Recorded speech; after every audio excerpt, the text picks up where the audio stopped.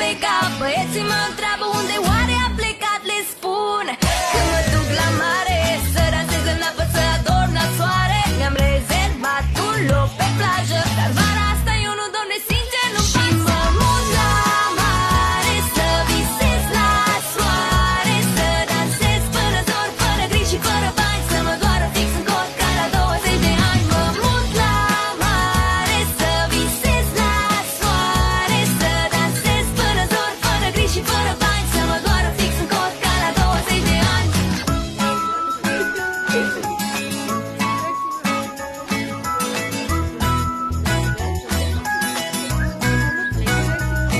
Și un dor adânc din nou mă cuprinde și tot ce